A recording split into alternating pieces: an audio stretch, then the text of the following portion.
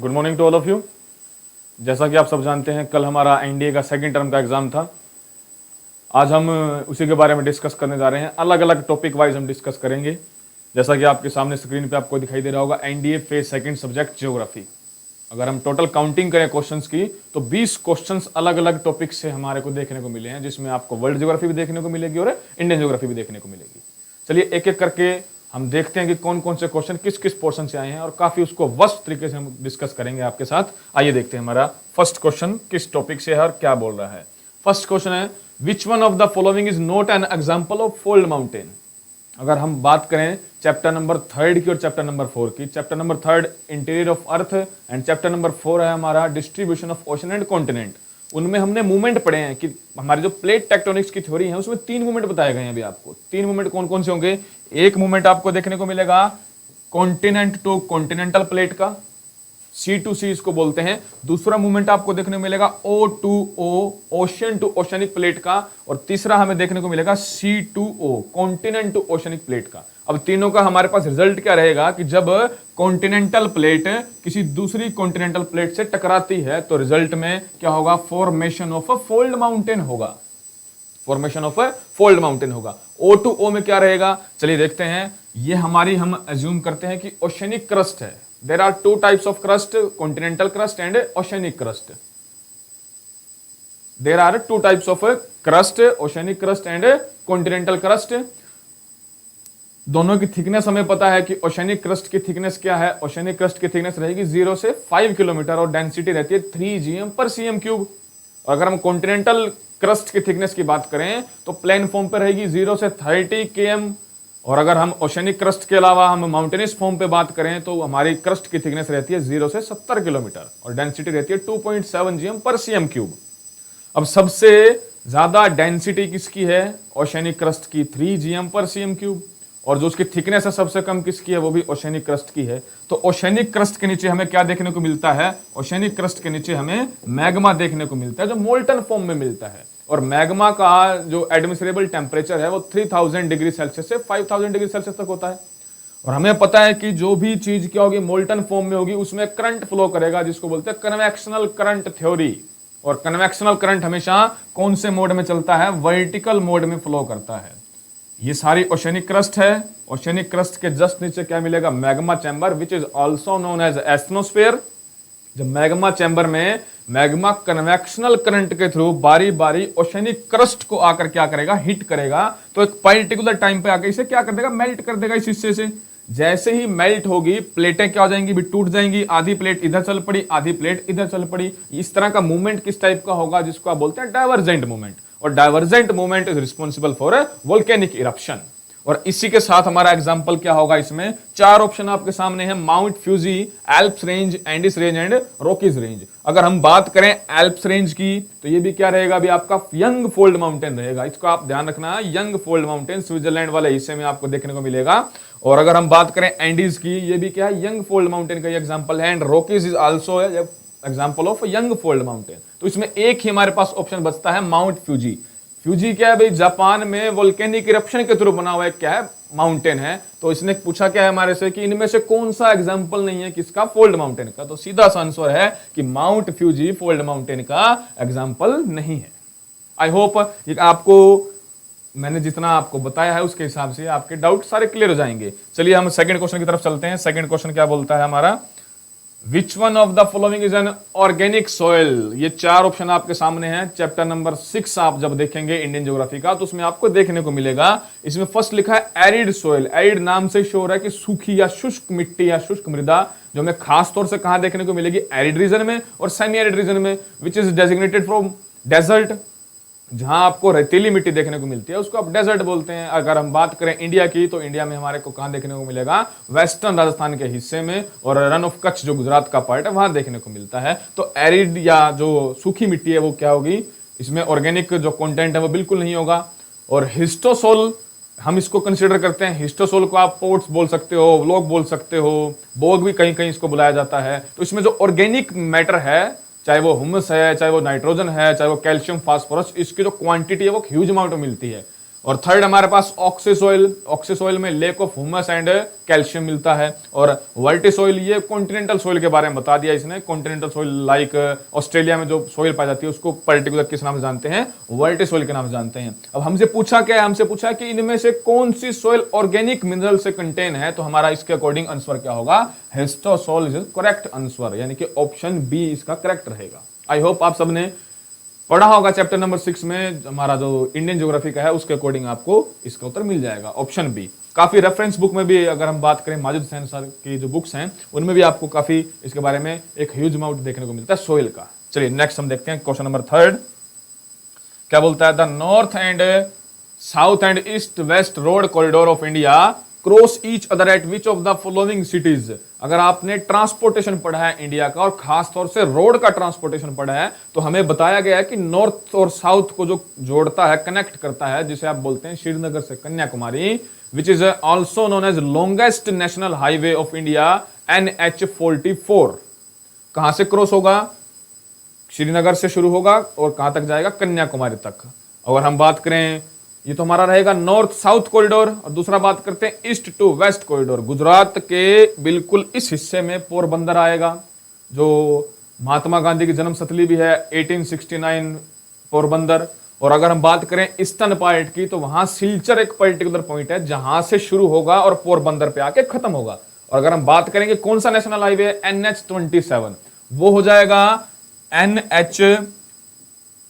NH-44 Kashmir से कन्याकुमारी, और ये क्या हो जाएगा, पोरबंदर से सिलचर। जहां दोनों एक दूसरे को क्रॉस करते हैं उस पर्टिकुलर पॉइंट का नाम है झांसी, ऑप्शन डी। जब आपको पढ़ाया गया था क्लास में वर्ल्ड ट्रांसपोर्ट और खास तौर से इंडियन ट्रांसपोर्ट, उसमें आपको बताया गया था, तो इसके अकॉर्डिंग हमारा ऑप्शन क्या रहेगा, option D, Jhansi is correct. चलिए देखते हैं थर्ड क्वेश्चन क्या बोलता है, विच one of the following climate reason of the world have a typical characteristic of seasonal reversal of wind. बहुत इजी क्वेश्चन है, क्लास में हमने बहुत बार इसको डिस्कस किया है। चैप्टर नंबर 4 इंडियन ज्योग्राफी का क्लाइमेट।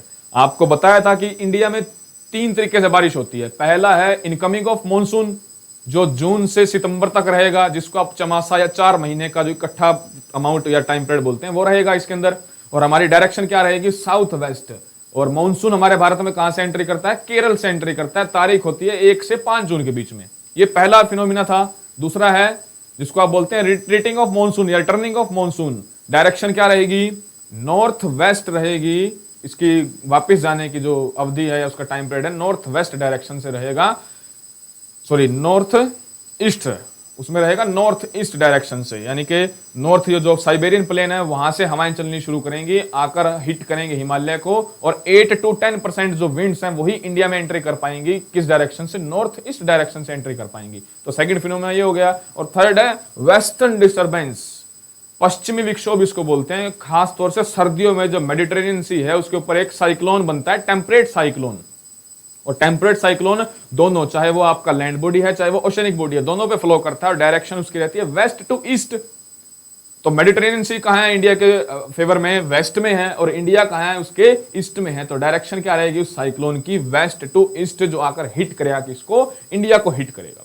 क्लियर है। अब हमारे से पूछा क्या गया कि इनमें से कौन सा ट्रॉपिकल या typical characteristic of seasonal reversal of wind. इसमें रिवर्सल का मतलब क्या, रिट्रीटिंग ऑफ मॉनसून, कि मॉनसून वापस जाएगा, वो किस तरह का क्लाइमेट के साथ जाएगा। तो सीधा सा बात है भाई, मॉनसून है, ऑप्शन डी। अभी मैंने डिस्कस किया कि 3 तरीके से भारत में बारिश होगी, और उसमें से तीनों में हमारे से कौन सा रिलेटेड है, ना ब्रिटिश टाइप क्लाइमेट हमारे से रिलेटेड, ना मेडिटेरेनियन टाइप क्लाइमेट हमारे से रिलेटेड, ना चाइना टाइप क्लाइमेट हमारे से रिलेटेड। बचता कौन सा है हमारे पास, ऑप्शन डी, मॉनसून क्लाइमेट। थोड़ा सा अगर आपने पढ़ा है इसके बारे में, तीनों फिनोमेना को आपने डिस्कस किया है क्लास में, तो आप अच्छे से इसको टैकल कर सकते हैं।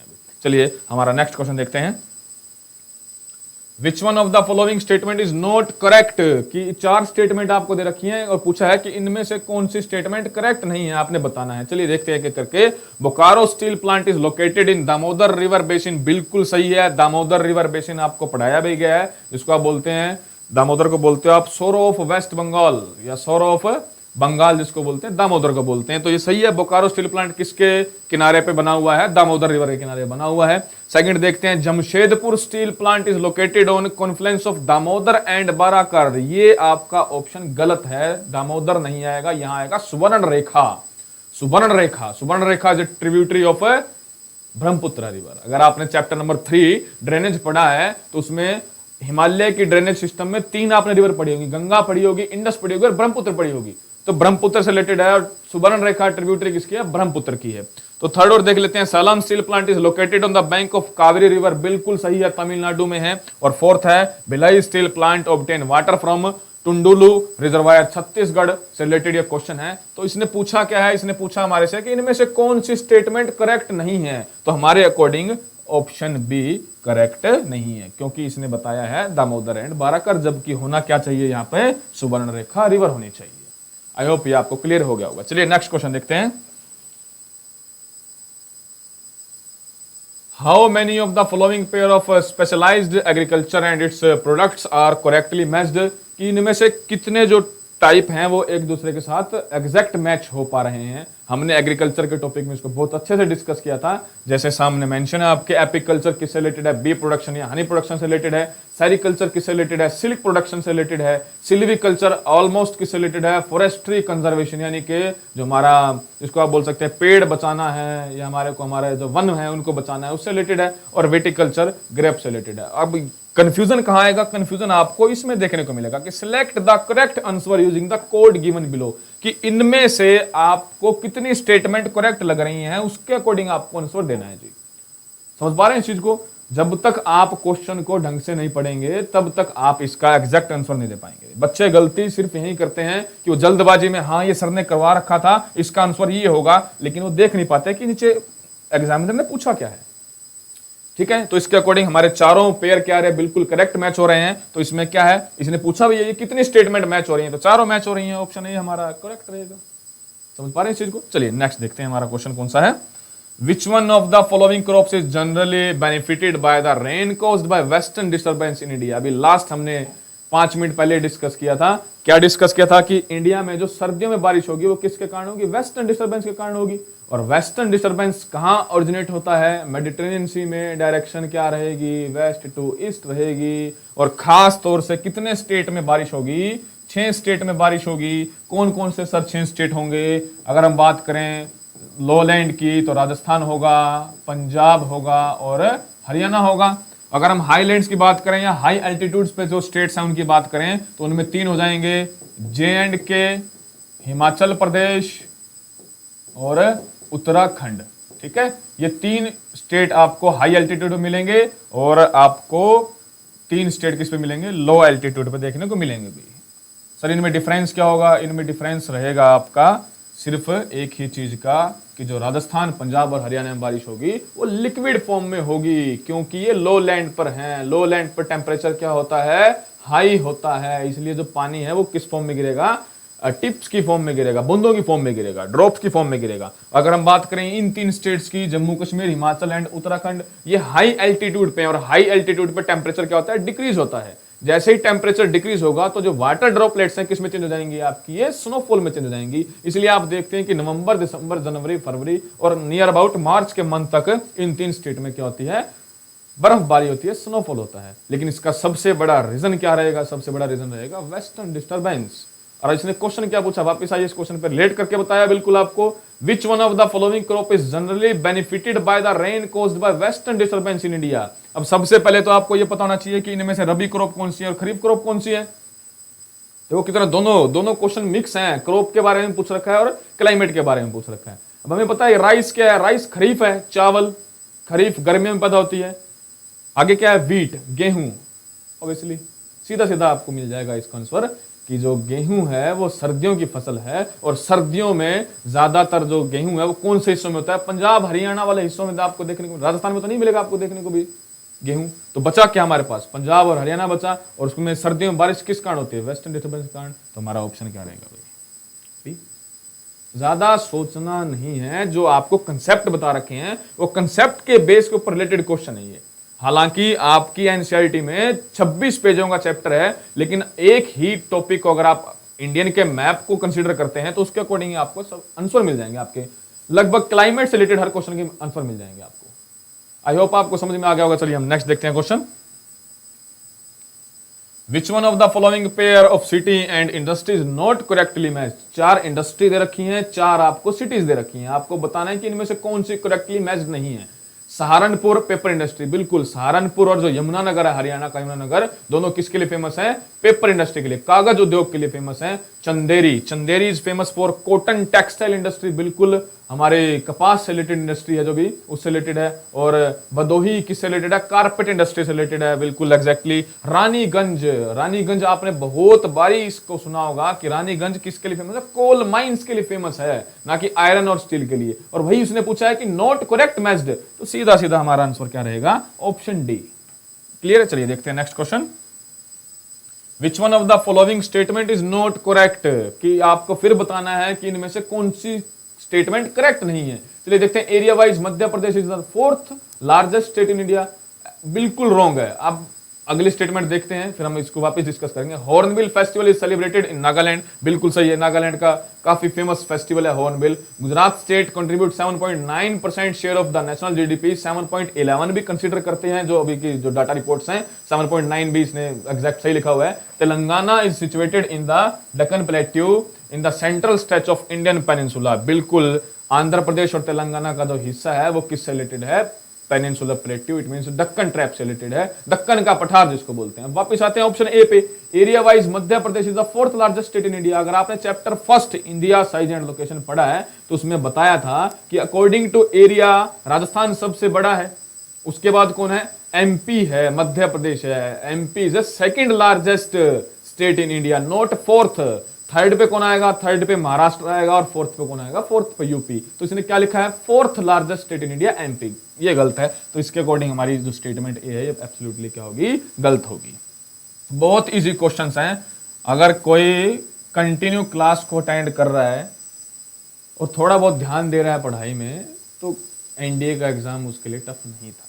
वो चाहे किसी भी तरीके का हो, किसी भी टॉपिक का हो, किसी भी आपके सब्जेक्ट का हो, वो काफी अच्छे एनसीईआरटी बेस्ड क्वेश्चन है, और जो आपको क्लास में हम बेसिकली करवाते हैं, बताते हैं। आइए देखते हैं। विच one of the following soil is ideal for growing cotton. 6th class के चैप्टरों में ही हमने पढ़ना शुरू कर दिया था कि कपास की खेती के लिए कौन सी मिट्टी हमारे लिए सबसे इंपॉर्टेंट होती है, और उसी के ऑब्लिक में आपको देखने को मिलता होगा ब्लैक सोइल और regur soil. Black soil is also known as a regur soil. हमारा ऑप्शन ए आपको एग्जैक्ट देखने को मिलेगा। और वापस अगर आप पढ़ते हैं 11th के चैप्टर नंबर 6 में, तो अलग अलग सोइल्स के बारे में, जितनी सोइल्स आपको स्क्रीन पर दिखाई दे रही हैं, regur soil, laterite soil, desert soil, mountain soil, ये सारी उसमें आपको मिलेंगी। There are 8 types of soil, उसमें कंट्रीब्यूशन मिलेगा। और 2nd नंबर पे हमें कौन सी सोइल देखने को मिलेगी?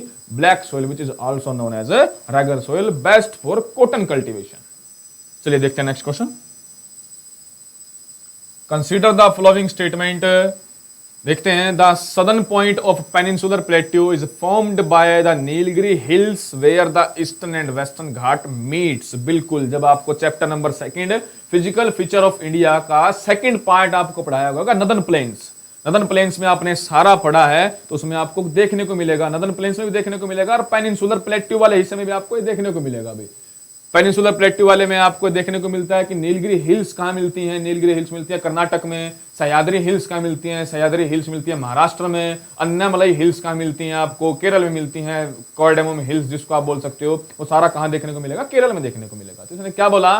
The southern point of the peninsular plateau is formed by the Nilgiri Hills where the Eastern and Western Ghat meets. बिल्कुल, ईस्टर्न और वेस्टर्न घाट दोनों नीलगिरी माउंटेन्स में मिलते हैं। वहां पे एक बहुत फेमस पास है जिसको आप पाल घाट बोलते हैं, वो भी आपको वहां देखने को मिलेगा। तो बिल्कुल स्टेटमेंट सही है। 2nd है the Cardamom Hills may be regarded as a constitution of the Eastern Ghats. Sorry, ये गलत है आपका, ईस्टर्न घाट नहीं होगा। ईस्टर्न घाट में तो क्या जाएंगे? जो ईस्टर्न पार्ट में, यानी कि तमिलनाडु वाले हिस्से में जो पार्ट्स हैं वो आ जाएगा। वेस्टर्न घाट पे आएगा आपका ये कार्डेमम हिल्स। कहाँ है? केरल वाले हिस्से में। जब आप इंडिया के मैप को देखते हैं तो केरल कहाँ मिलता है? आपको इस तरफ देखने को मिलता है, कॉर्नर में। और डायरेक्शन क्या रहेगी इसकी? वेस्ट रहेगी। तो हमारे यहाँ जहां इसने ईस्टर्न घाट लिखा है, यहाँ क्या आएगा? वेस्टर्न घाट आएगा। तो स्टेटमेंट सिर्फ कौन सी ठीक रहेगी? ओनली 1। और इसके साथ ही हमारा ऑप्शन क्या हो जाएगा? Option A. क्लियर है? चलिए देखते हैं next question. Which one of the following is the narrow belt parallel to the Shivalik foothills where streams and rivers coming from the mountains deposit heavy material of rocks and boulders. वापस again chapter number आपको second देखने को मिलेगा और part number भी second, जिसमें northern planes लिखा हुआ है। जब आप नदन प्लेन पढ़ते हैं तो उसकी आपको लेंथ देखने को मिलती है, विड्थ देखने को मिलती है और 3 सीरीज देखने को मिलेंगी। जैसे ही कोई नदी अपने ओरिजिन पॉइंट को छोड़ के बेसिक फॉर्म पे यानी कि सबसे नैरो पॉइंट पे आती है तो वहां आपको 3 सीरीज देखने को मिलती हैं। सबसे पहले क्या लेकर आएगी, बड़े बड़े पत्थर्स को लेकर आएगी, बोल्डर जिसको बोलते हैं उनको लेकर आएगी। उसके बाद फिर क्या होगा, सीरीज में सीक्वेंस में छोटे पत्थर आएंगे, फिर आपको मिट्टी देखने को मिलेगी, सबसे लास्ट में आपको पानी देखने को मिलता है। भाई जो सीक्वेंस है अकॉर्डिंग टू एनसीईआरटी वो क्या रहेगा कि सबसे नॉर्थ में आपको कौन सी बेल्ट देखने को मिलती है, भाबर बेल्ट, जो किससे ढकी हुई होगी, बोल्डर से, हैवी रॉक मटेरियल से, और यही इसने लिखा हुआ है heavy materials of rock and boulders. Second belt कौन सी देखने को मिलेगी, तराई देखने को मिलेगी आपको। और थर्ड बेल्ट कौन सी देखने को मिलेगी, alluvial deposits which is also separated by 2 forms, Khadar and Bangar. तो इसके अकॉर्डिंग हमारा ऑप्शन क्या रहेगा, सी।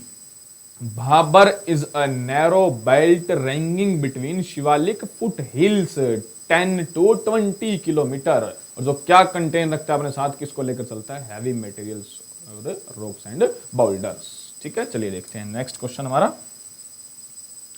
विच of the following statement about Suez Canal are correct.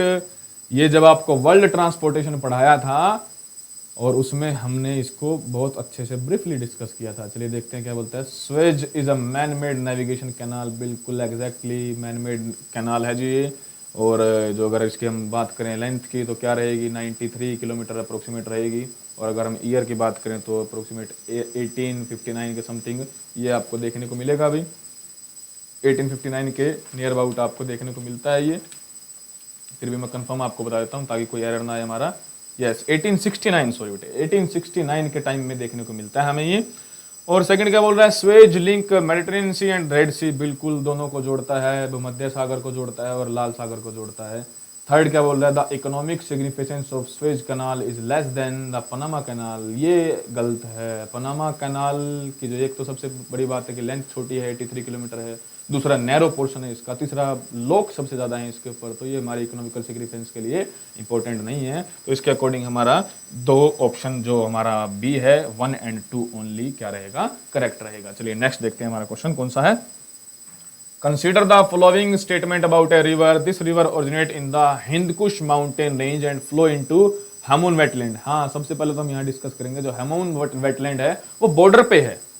Border पे किस किस कंट्री के बॉर्डर पे, ईरान और अफगानिस्तान के बॉर्डर पे है। तो उसी के रिगार्ड में अब शायद मेरे को ज्यादा और बोलने की जरूरत है नहीं। हिंदकुश माउंटेन रेंज आ गई तो हिंदकुश माउंटेन रेंज से जितनी भी रिवर ओरिजिनेट होती हैं वो आप चैप्टर नंबर 3 में पढ़ते हैं, चैप्टर नंबर 2 में भी पढ़ते हैं जिसमें आप हिमालय पढ़ते हैं। हिमालय में ही पढ़ाने से पहले आपको क्या पढ़ाया जाता है, पामीर नोट पढ़ाया जाता है। पामीर नोट जो तजाकिस्तान वाले हिस्से में है, जहां से अलग अलग डायरेक्शंस में क्या मिलेंगे आपको, माउंटेन रेंजेस देखने को मिलेंगे भी। तो वहीं से ही जो रिवर्स ओरिजिनेट होंगी वहीं आप रिलेट कर सकते हैं चैप्टर नंबर 2 और चैप्टर नंबर 3 में। थर्ड में देखते हैं तो सीधा सीधा ज्यादा इसके बारे में डिस्कस ना करते हुए हम सीधा बता देंगे कि जो डिस्प्यूट है किसी भी चीज को लेके, रिवर को लेके, वो खास तौर से 2 कंट्रीज के बीच में देखने को मिलेगा। और यहाँ जो कंट्री कंसीडर की गई है हिंदकुश माउंटेन के रिगार्ड में, एक तो अफगानिस्तान हो जाएगा और दूसरा इसने बता दिया कि हेमन वेटलैंड। हेमन वेटलैंड कहाँ है, ईरान में है। तो सीधी सीधी बात है कि 2 कंट्रीज के बीच में डिस्प्यूट चल रहा है, ईरान और अफगानिस्तान में, किसको लेके, हेलमंड रिवर को लेके। ऑप्शन डी हमारा यहाँ करेक्ट रहेगा। चलिए नेक्स्ट देखते हैं। Which one among the following pair of mine and minerals is not correctly matched? चलिए देखते हैं भाई। वैलिडला कहाँ है भाई, वैलिडला किससे रिलेटेड है, आयरन ओर से रिलेटेड है, बिल्कुल सही है। जावर किससे रिलेटेड है, जिंक से रिलेटेड है। कहाँ है सर, कहाँ, राजस्थान में ही है, उदयपुर के पास देखने को मिलेगी। घाटशिला कॉपर से रिलेटेड है, बिल्कुल सही है। कुद्रेमुख ऑप्शन डी, ये कर्नाटक में है कुद्रेमुख माइन, और किसके लिए फेमस है, आयरन ओर के लिए फेमस है। पहले कभी थोड़ा बहुत कोलार के साथ मिलकर गोल्ड भी मिल जाता था, लेकिन अब तो क्या है जी, सिर्फ आयरन ओर के लिए फेमस है और हाल ही में इसको बंद कर दिया गया जी, कुद्रेमुख माइन। तो यहाँ बॉक्साइट लिखा हुआ है, बॉक्साइट ये करेक्ट मैच नहीं है, यहाँ आएगा आयरन ओर। तो इसने पूछा क्या है कि नॉट करेक्टली मैच्ड। इस बारी ज्यादा क्वेश्चंस नॉट करेक्टली मैच से ही पूछे हैं, आपको सीरीज दे दी है या मैच द फॉलोइंग दे दी है, आपको बताने कि इनमें से कौन से करेक्टली मैच्ड नहीं है। हम पिछले काफी क्वेश्चन डिस्कस कर चुके हैं इस टाइप के। तो यहां हमारा ऑप्शन क्या रहेगा, ऑप्शन डी, कुद्रेमुख बॉक्साइट। चलिए नेक्स्ट देखते हैं क्वेश्चन कौन सा है। विच one of the following is the usual unit of measurement of for air pressure used in India. Chapter number 10 हमारी वर्ल्ड ज्योग्राफी का या फंडामेंटल ज्योग्राफी का जिसको बोलते हैं, उसमें बताया गया है कि atmospheric circulation and wind pattern में कि हवा का जो प्रेशर है, हवा का दबाव है, वायु दाब जिसको बोलते हैं, वो किस में हम यूज करते हैं, किस में, मिली बार में यूज करते हैं भाई, मिली बार। इसकी जो शॉर्ट फॉर्म होती है वो स्मॉल m और b। अगर बात करें अर्थ के एवरेज एटमॉस्फेरिक प्रेशर की तो आपको बताया गया है 1013 MB, 1013 मिली बार। तो इसके साथ ही हमारा ऑप्शन कौन सा ठीक हो जाएगा, बी ठीक हो जाएगा। सेकंड चलिए देखते हैं next question. Which one of the following is the oldest era in geological history determining the age of various rock type? Chapter number 2 table बनी हुई है, इयोन्स, एरा, आगे आपको काफी सीक्वेंस देखने को मिलेगा, मेसोजोइक एरा देखने को मिलेगा, सिनोजोइक देखने को मिलेगा, पैलेजोइक देखने को मिलेगा। लेकिन यहाँ हमारा उस टेबल के अकॉर्डिंग कौन सा टाइम पीरियड सही रहेगा, प्री कैम्ब्रियन टाइम पीरियड, यानी कि ऑप्शन ए ही इसका एग्जैक्ट या मैचेबल पेयर होगा, ऑप्शन ए। चलिए नेक्स्ट देखते हैं। ज्योग्राफिकल ग्रिड लैटिट्यूड लॉन्गिट्यूड से रिलेटेड क्वेश्चन है, देखते हैं फर्स्ट क्या है। Lines that run east to west around the globe to mark latitude, बिल्कुल सही है, ईस्ट टू वेस्ट और पूरे अर्थ के चारों तरफ घूमेगी और कैसे चलेगी, इस तरह चलेगी, तो क्या रहेगा आपका लैटिट्यूड्स रहेंगे। आगे सेकंड क्या बोलता है, lines that run north to south, यानी कि नॉर्थ पोल से साउथ की तरफ चलेंगे, इंडिकेट क्या, लॉन्गिट्यूड। दोनों ही स्टेटमेंट आपके क्या रहेंगी, बिल्कुल करेक्ट रहेंगी। तो हमारे पास ऑप्शन क्या मिलता है, option C, both 1 and 2। Clear है, चलिए देखते हैं next question. In which one of the following layer of the atmosphere all weather phenomena occur. इसने पूछा है कि मौसम से रिलेटेड जितनी भी गतिविधियां हैं, जितनी भी एक्टिविटी हैं, वो हमारे एटमोस्फेयर के कौन सी लेयर में देखने को मिलेंगी। हमने पढ़ा chapter number 8 atmospheric structure and composition, उसमें 5 लेयर पढ़ी है हमने, और आपको बताया था कि चाहे वो इक्वेटर से है, चाहे वो ट्रॉपिक ऑफ कैंसर से है, चाहे वो पोल के पास है, जो सबसे फर्स्ट लेयर आएगी वो कौन सी आएगी, ट्रोपोस्फेयर आएगी। कोई भी फिनोमिना आप देख पा रहे हैं तो आप अर्थ पे रहते हैं, आप अर्थ पे रह रहे हैं, तो यहाँ कोई भी चीज आपको देखने को मिले तो बेसिकली सीधी सी बात है फर्स्ट लेयर पे देखने को मिलेगी। भाई आपको फर्स्ट लेयर पे देखने को मिल रहा है, तो इसका मतलब क्या है, ट्रोपोस्फेयर है। हाइट क्या रहेगी, 0 से 16 किलोमीटर। वेदर फिनोमिना जितना भी डस्ट पार्टिकल्स का है, क्लाइमेटिक चेंज है, कोई भी आपको देखने को फर्क मिलता है, किसे मिलेगा, ट्रोपोस्फेयर में देखने को मिलेगा, option B. In which one of the following state Roopkund lake is located. Roopkund, अगर आप थोड़ा सा न्यूज के टच में रहते हैं तो काफी हाईलाइटेड रहती है न्यूज में, किसको लेके, ह्यूमन स्केल्टन्स को लेके, जिसमें बोलते हैं मानव कंकाल मिले हैं रिसेंटली इसी लेक में। कितने मिले हैं सर, 600 से 800 मानव कंकाल, यानी कि आदमियों की, जो हमारी, जो जैसे हम हैं, हमारे जैसे लोगों के कंकाल मिले हैं, स्केल्टन, ह्यूमन स्केल्टन मिले हैं। इसी कारण इसको उस हिस्से में किस नाम से जानते हैं, माइस्टीरियस लेक के नाम से जानते हैं। ठीक है, और है कहां सर ये, उत्तराखंड के चमोली डिस्ट्रिक्ट में है बेटे, ऑप्शन डी, उत्तराखंड के चमोली डिस्ट्रिक्ट में आपको देखने को मिलेगी भी। आइए नेक्स्ट क्वेश्चन देखते हैं। लीजिए, इसी के साथ ही आपके ये ज्योग्राफी का पोर्शन 20 क्वेश्चन का हमारा यहाँ कंप्लीट होता है। आई होप आपको इससे रिलेटेड जितने भी माइंड में क्वेरीज थी वो सोल्व हो गई होंगी। फिर भी कोई अगर आता है डिस्कशन हमारे सामने तो हम खुल के उसके बारे में डिस्कस करेंगे। Thank you.